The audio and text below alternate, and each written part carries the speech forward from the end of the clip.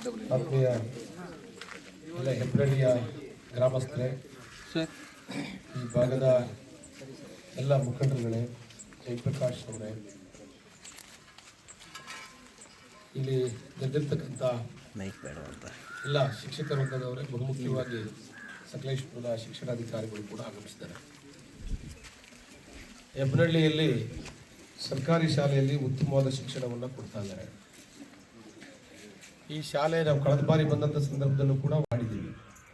ಆ ಸಂದರ್ಭದಲ್ಲಿ ಇಲ್ಲಿ ಒಂದು ಕಟ್ಟಡವನ್ನು ಕೊಡಬೇಕು ಅಂತಕ್ಕಂಥ ನಿರ್ಧಾರವನ್ನು ನಾವು ಮಾಡಿದ್ವಿ.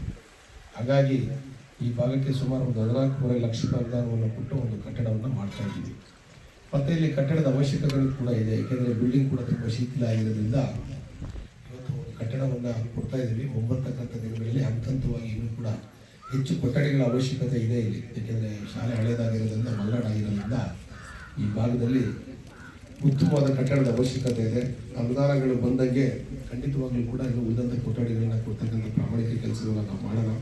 ಸರ್ಕಾರಕ್ಕೆ ಮನವಿನ ಮಾಡಿದ್ವಿ. ಈ ಭಾಗದಲ್ಲಿ ಮಲೆನಾಡು ಭಾಗದಲ್ಲಿ ಏನು ಬಿಲ್ಡಿಂಗ್ ಶಿಥಿಲ ಆಗಿದೆ ಎಲ್ಲವೂ ಕೂಡ ಹೊಸ ಕಟ್ಟಡ ಆಗಲೇಬೇಕು. ಯಾಕೆಂದರೆ ಮಕ್ಕಳು ಹೊರಗಡೆ ಕೂತ್ಕೊಂಡು ಪಾಠ ಕೇಳ್ತಕ್ಕಂಥ ಸಂದರ್ಭದಲ್ಲಿ ಯಾವುದೇ ರೀತಿಯ ಸಮಸ್ಯೆ ಆಗಬಾರ್ದು ಅಂತಕ್ಕಂಥ ಹಿತದೃಷ್ಟಿಯಿಂದ ನಾನು ಸರ್ಕಾರಕ್ಕೆ ಒತ್ತಾಯವನ್ನು ಮಾಡಿದ್ದೀನಿ. ಈಗಲೂ ಕೂಡ ಒತ್ತಾಯವನ್ನು ಮಾಡಿ ಈ ಭಾಗದಲ್ಲಿ ಹೆಚ್ಚು ಶಾಲಾ ಕೊಠಡಿಗಳಿಗೆ ಅವಕಾಶವನ್ನು ಮಾಡಿಕೊಡ್ಬೇಕು ಅಂತಕ್ಕಂಥ ನಮ್ಮೆಲ್ಲರ ಮನವಿ ಕೂಡ ಇದೆ ಅಂತೇಳಿ ಈ ಸಂದರ್ಭದಲ್ಲಿ ಹೇಳ್ತೀನಿ.